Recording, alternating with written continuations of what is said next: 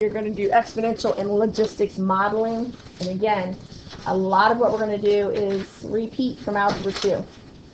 Okay, so it should be somewhat familiar, hopefully. Your Math Excel is due Friday. I'm not making it due Monday because you have a quiz Monday. I want to make sure you have it done before Monday. Chase. Good. Math Excel due tonight. You have one tonight, right? Yeah. What is today, Wednesday? Or is it due tomorrow? No, it's due tomorrow. It's due tomorrow. 3-1 is due tomorrow, and then this one's due Friday. 3-1, guys, you should pretty much be halfway done. This is the problem. You guys postpone, and then it's like, oh crap, I've got 2 Math Excels due tonight. That's not it. Do them little by little. There's only like 14 or 15 of each. Okay? All right. So, exponential population model, decay and growth rates. So, this is your starting amount, bless you. This is your starting population. That's your A value. This is your B value. If it's greater than 1, it's going to be growing. If it's less than 1, it's going to be decaying. The question is, how much did it grow by? How much did it decay by? Okay? So if you take your B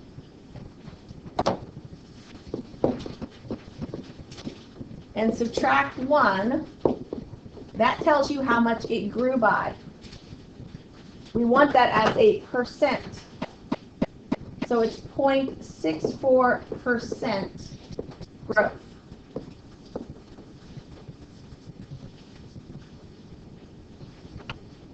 That's it.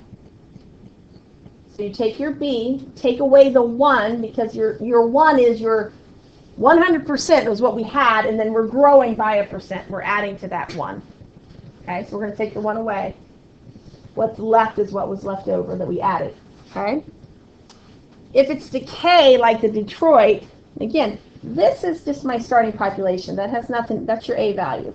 You're looking at your B value for your growth rate. Now, this is decay. That's your B. You're still going to subtract your 1.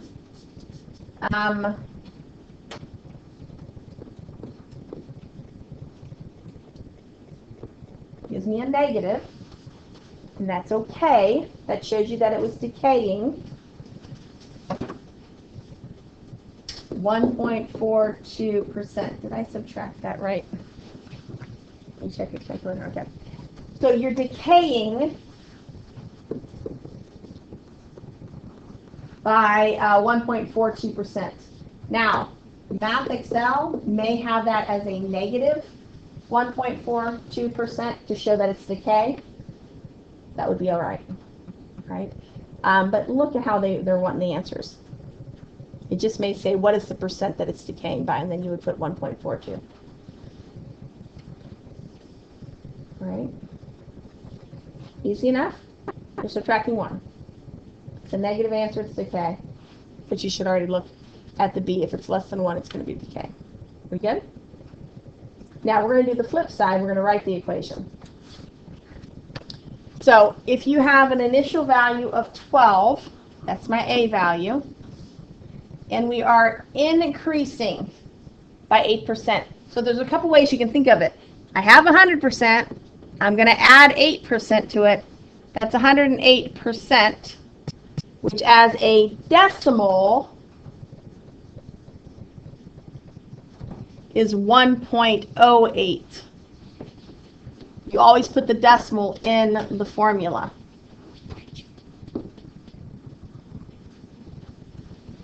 Okay? Or you can just do 1 plus 8% is 0.08 as a decimal. So whatever way you want to do it.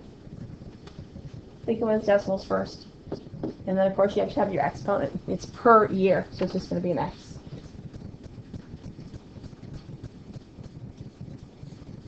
So if you're increasing, you're adding it to 1. If you're decreasing, you're subtracting it from 1. So if I said the initial value, let's say, is,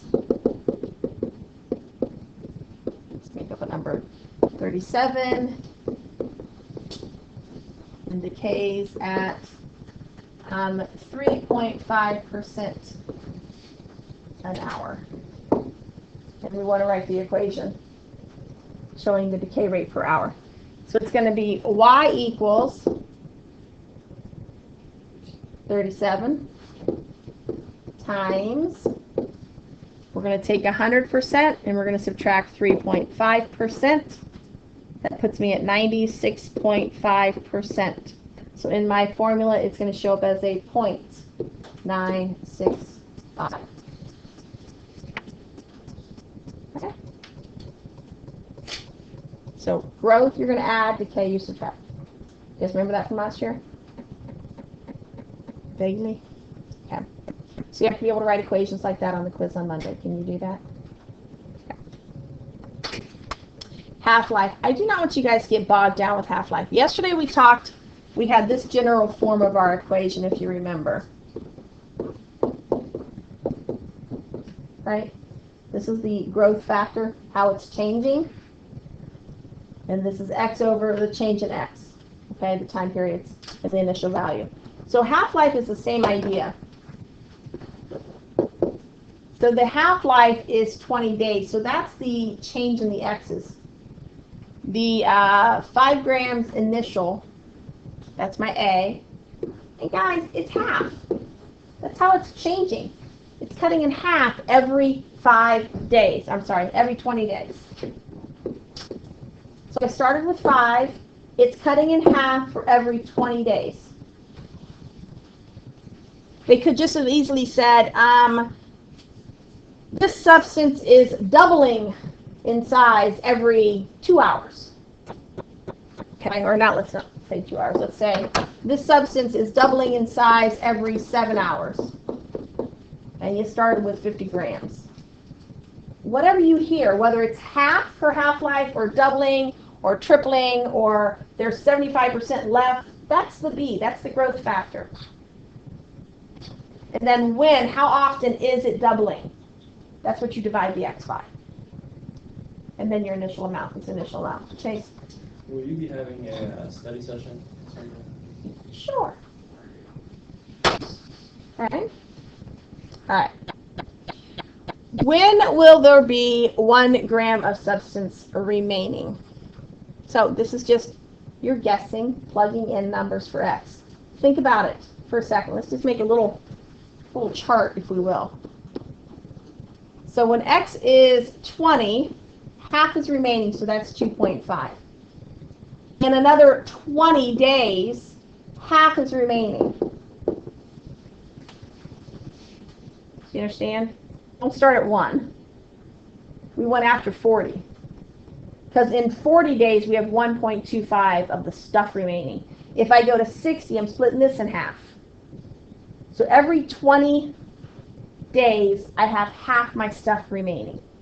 So I would start plugging and chugging after 40. That's when I have 1.25. So when I pick my calculators up, we are just plugging in. So 5 times 0.5 raised to the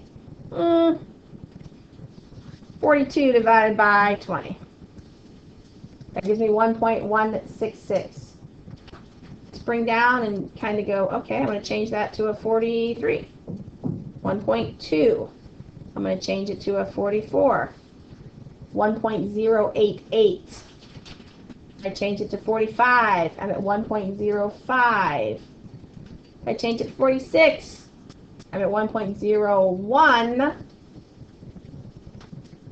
47.98. So after 46 days. During the 47th day at some point. Okay? So you are just plugging in numbers. But understand, where should you start with your x? Estimate, you know?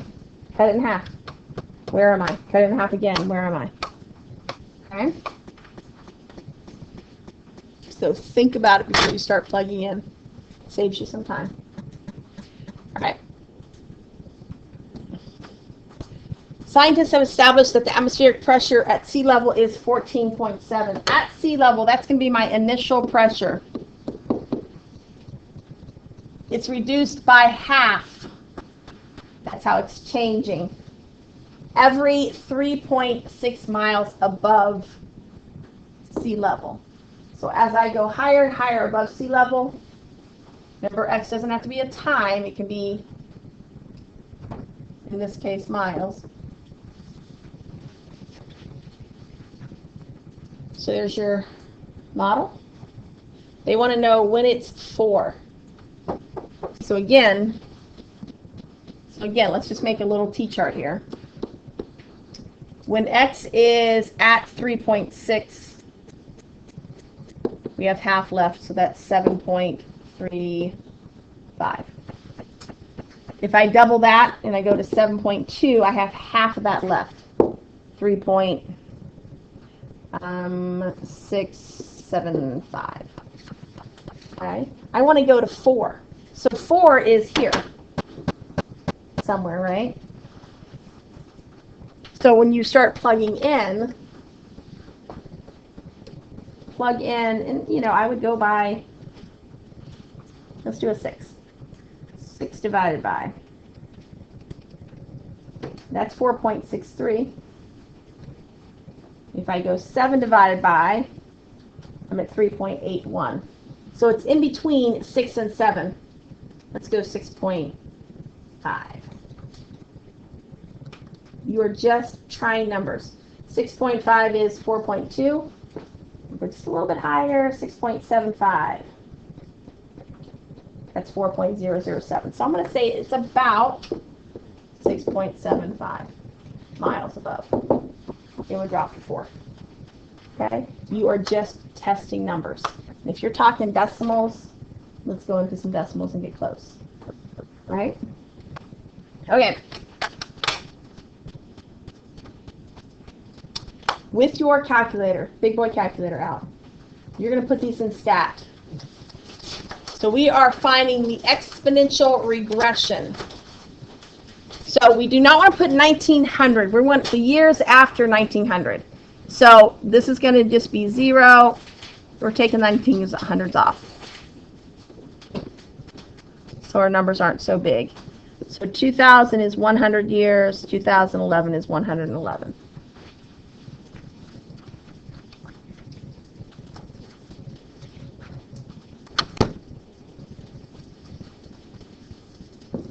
So when you go into your calculator, you want the exponential regression model.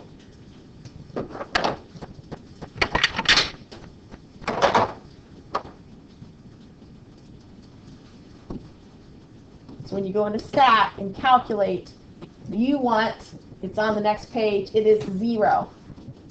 EXPREG. Okay, that's the one you want to do. So your calculator should have that on it after you're done calculating it. Yes? Remember, you are writing the model.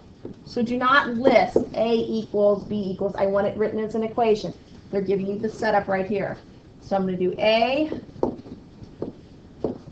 times B, and please give me lots of decimals for that B value, especially to the X. That's your model. Okay. And then they said, compare the result of 2011 with the actual 2011. So when you go through here, they want you to predict with this.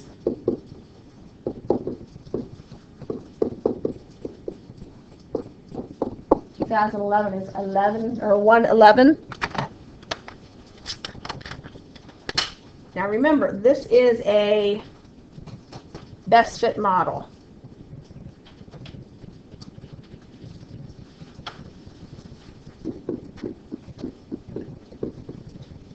So I got 326.2. It does not match.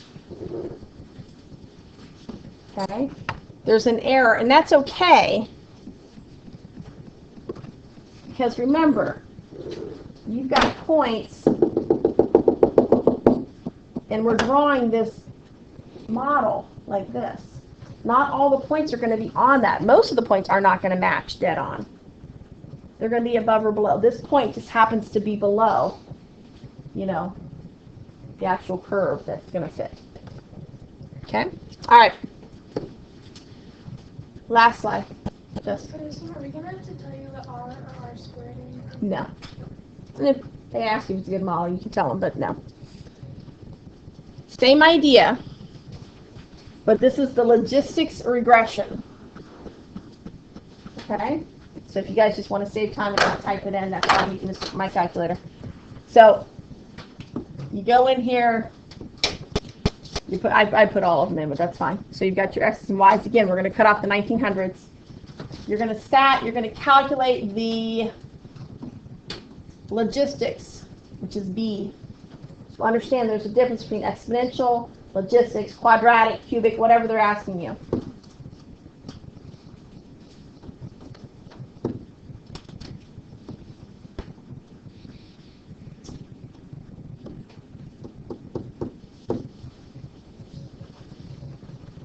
It takes a minute. This one takes a little bit to calculate it.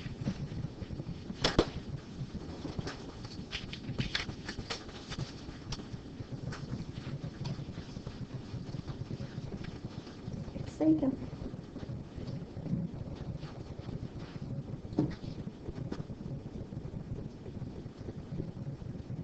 Okay. So this is Florida. So if I were to write this, again, they're giving you the setup right here. So it's y equals, the c is up top, and it's 1 plus a e raised to the negative bx. So that would be your model. Fill it in.